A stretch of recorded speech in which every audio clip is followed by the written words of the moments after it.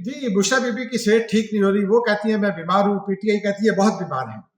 और वो कहती हैं बाएं में बाजू में दर्द हो रहा है, दिल की तकलीफ हो सकती है, पता नहीं और क्या-क्या है। डॉक्टर नहीं मान रहे। इसकी तफसीलात पे कुछ बात करेंगे और फिर साथ-साथ आपको आज एक पावर ब्रेकडाउन हुआ है, बड़ा इंपॉर्टेंट पावर ब्रेकडाउन हुआ, उस पे भी बात करेंगे। शेर अफजल बर्रत के कुछ मामलात हैं, उससे भी आपको आगाह करेंगे। लेकिन इस्लामाबाद हाई कोर्ट ने कह दिया है कि हम मौक़िफ़ देंगे और इनके बाकी देंगे। ये तो बताएंगे ही आपको, लेकिन फिर आखिर में आपको बताएंगे कि जल्दबाजी का बहुत गुस्से में है, क्यों गुस्से में, इसकी तफसीलात से आपको आगाह करेंगे। नाज़रीन, अब मैं हूँ एजाज अहमद, आप मुझे तो जानते ही हैं। मैं आपको जो व्लॉग है उसका आगाज करते हैं जरा एक तरतीब में। पहले नेशनल असेंबली की बात कर लेते हैं, क्योंकि नेशनल असेंबली इंपॉर्टेंट है। नेशनल असेंबली में आज प्राइवेट मेंबर डे था और हुकूमत और अपोजिशन बाप शीरो शक्ल दिखाई दी।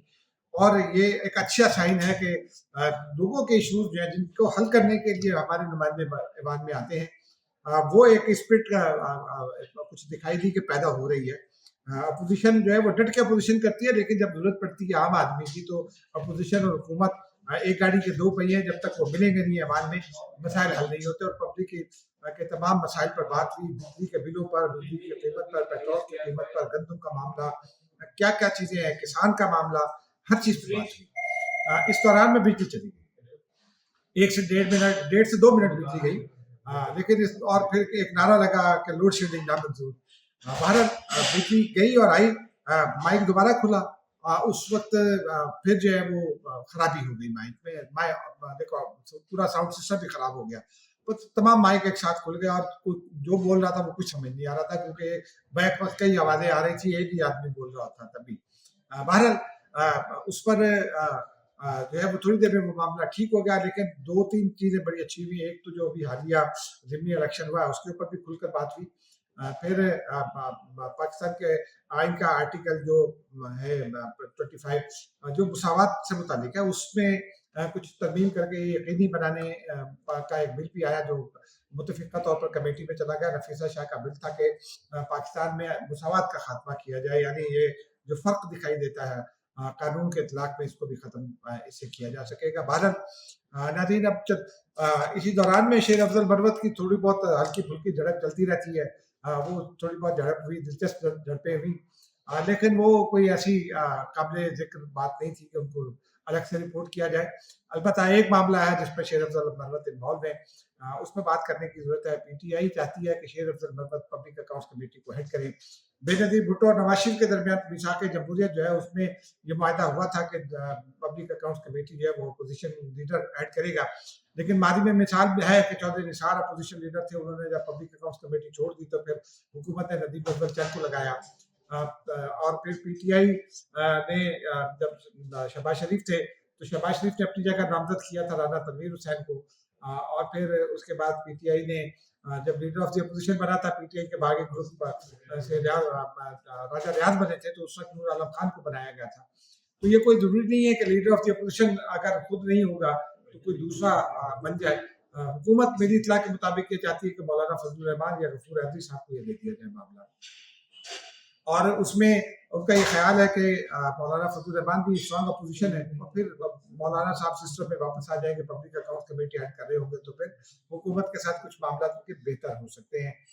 पीटीआई चाहती है शेर अफजल बरवत, लेकिन हुकूमत ये चाहती है कि अगर पीटीआई से ही होना है तो ये अपोजिशन तय कर ले, और ये असद कैसर साहब या कोई इस तरह का और नाम जो स्ट्रॉन्ग भी हो और एहतसाब भी कर सके, क्योंकि शेर अफजल बरवत पर अपने ऊपर बहुत इल्जाम हैं करप्शन के।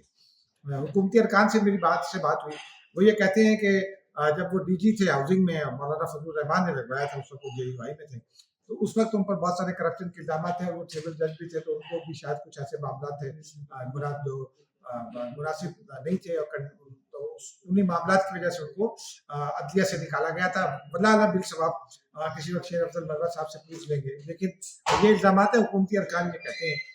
बहरहाल अब इसमें अगर पीटीआई की बात चल रही है तो एक और खबर आप सुन लें कि गुज़िश्ता रात से अब तक एक मामला चल रहा है। पीटीआई धड़ाधड़ शोर डाल रही है मुसलसल। आज गुज़िश्ता रात भी नई मैदान पर जो था, और सिद्दीक जान और पता नहीं किसने किसने वो किया था, विलॉग्स किए थे। रिपोर्टर्स ने वहाँ रात गए तक खड़े होकर रिपोर्टिंग की थी।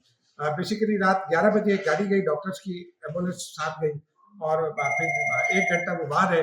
पीटीआई की जानिब से ये तासुर दिया था जाता रहा कि जैसे एम्बुलेंस भी उधर ही है, डॉक्टर्स भी उधर ही, हालांकि वो 1 घंटे बाद चले गए थे। नईम अदर प्रजोथा ने बताया रात 2 बजे के करीब के वो डॉक्टर वापस गए हैं, और मैंने उनसे रोकने की कोशिश की है, तो उन्होंने मुझे कहा कि सब ठीक है और हमें यकीन नहीं है, क्योंकि वो कहते हैं कि मुश्किल की जान को खतरा है।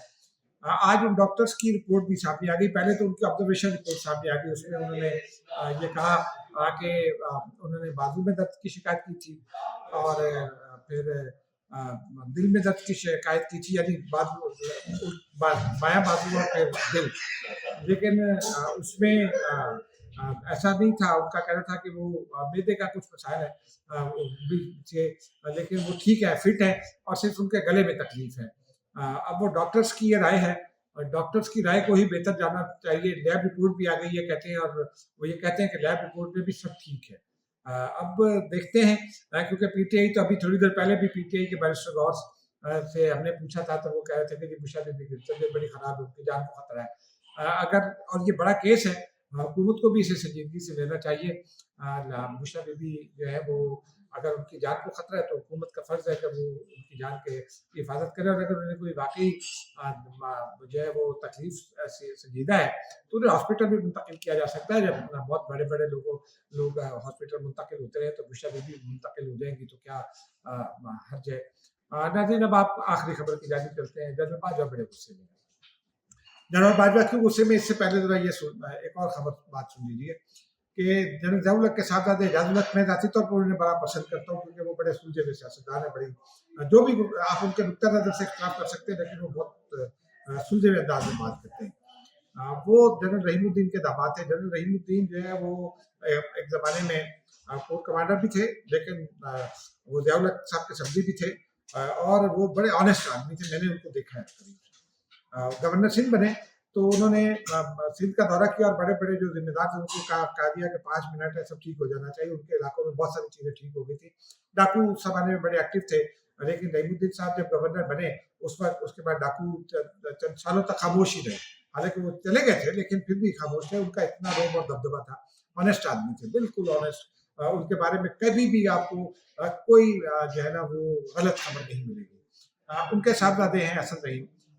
असद रहीम के बेटे की, या असद रहीम की अपनी, मतलब मुझे ये नहीं पता एग्जैक्टली कि बेटे का नाम असद रहीम है या पोते का नाम है। बहरहाल वो एजाज़ुल-हक साहब की अहलिया के भांजे हैं। उनकी शादी थी, जिसमें मोहम्मद मालिक साहब भी, चूंकि असद रहीम साहब से उनके ताल्लुकात हैं, और मुजीबुर रहमान शामी साहब भी गए।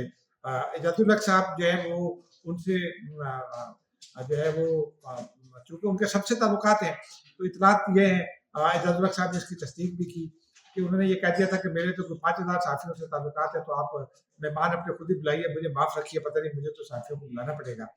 तो बहरहाल मेरी आज फिर उसी हवाले से जो मुजीबुर रहमान शामी साहब ने एक खबर दे दी, उस हवाले से बात हुई किसी से जो शादी में मौजूद थे, और उनका ये दावा था कि जी मुजीबुर रहमान शामी साहब जो है वो, उनकी बातों में मुकम्मल सच्चाई नहीं है। जनरल बाजवा ने इस किस्म की बातें ज़रूर की होंगी, और की थी, उनका कहना है, लेकिन वो उन्होंने कहा कि उन्होंने कुरान पर कोई हर्फ नहीं दिया था। उन पे इस मामले पर सोशल मीडिया पर बड़ी लड़ाई हो रही है। अगर एक आदमी कुरान पर हर्फ देता भी अपनी सच्चाई साबित करने के लिए, तो हमें आपको क्या मसला होना चाहिए? हमें डिबेट सुलझे हुए अंदाज में करना चाहिए। लोग जनरल बाजवा को बुरा भला कहने पर तुले हुए हैं, कुछ मुजीबुर रहमान शामी साहब को बुरा भला कह रहा है। एक खबर है, उसको खबर के तौर पर डिस्कस करना चाहिए, इशू के तौर पर डिस्कस करना चाहिए, रवैये को डिस्कस करना चाहिए। लेकिन वो कहते हैं कि जी जनरल बाजवा इस बात पर बहुत गुस्से में है कि मैंने तो कुरान पर हर्फ दिया नहीं, मैंने तो इस तरह की कोई पसंद नहीं थी जो मुजीबुर रहमान शामी साहब कह रहे हैं, तो फिर ये ऐसी बात क्यों की गई? और वो बकौल रावी वो कहते हैं, मैं जनरल बाजवा साहब इतना गुस्से में, मेरी उनसे बात भी हुई है, रब्ता है। वो कहते हैं मुजीबुर रहमान शामी मुझे मिलन गए तो मैं देख लाऊंगा। अब बहरहाल ये उन दोनों का आपस का मामला है, क्योंकि मुजीबुर रहमान शामी भी बड़े आदमी हैं। हम तो तिफले मकतब है उनके सामने। जब हमने साफत में कदम रखा था तो उनका बड़ा नाम था। बहरहाल अल्लाह ताला हम सबको ये तौफीक दे। लेकिन मेरे नज़दीक जो है वो सबसे अहम बात ये है कि अगर कोई मुझे, मैं बहुत सारी इन्फॉर्मेशन का प्रीव्यू होता हूँ, मैं डिफेंस करता हूँ, डिप्लोमेटिक करता हूँ, पॉलिटिकल करता हूँ, पार्लियामेंट में जाता हूँ, बहुत सारी इन्फॉर्मेशन मुझे मेरे रिव्यू होती है, लेकिन मैं मुतल्लिका शख्सियत से ये पूछ लेता हूँ कि क्या मैं आपको कोट कर सकता हूँ क्या ये खबर ज़राए से जा सकती है जब इंफॉर्मेशन को फराहम करता है। वो अगर कह दे कि खबर नहीं चलेगी आपकी इंफॉर्मेशन के लिए, तो उसका मतलब मेरे नज़दीक ये है कि खबर नहीं चलनी, ज़राए से भी नहीं चलनी, और ये इंफॉर्मेशन इसलिए है कि मैं कभी तजिया करूँ तो मुझे अंदाज़ा हो कि हालात किस डायरेक्शन में जा रहे हैं। अगर वो ये कहें कि ज़राए से खबर दी जा सकती है, तो फिर मैं उनसे पूछता हूँ कि ज़राए किस किस्म के, तो फिर वो उसी तरह ये बाहमी एतमाद की बात होती है। सहाफ़त का मयार जो है वो इसी तरह बरकरार रखा जा सकता है कि आप अपनी खबर के चक्कर में लोगों के लिए खराबियाँ पैदा ना करें। नाज़रीन, मुझे अब तक के लिए इतना ही बहुत काफ़ी है, क्योंकि अब खबरें भी खत्म हो गई। हाँ, वो पावर ब्रेक डाउन वाली बात रह गई। वो जब इजलास शुरू हुआ था तो पावर ब्रेक डाउन हुआ था और उसमें अच्छा हो चुकी वो बात। बस नाज़रीन, मुझे इजाज़त दीजिए। खुदा।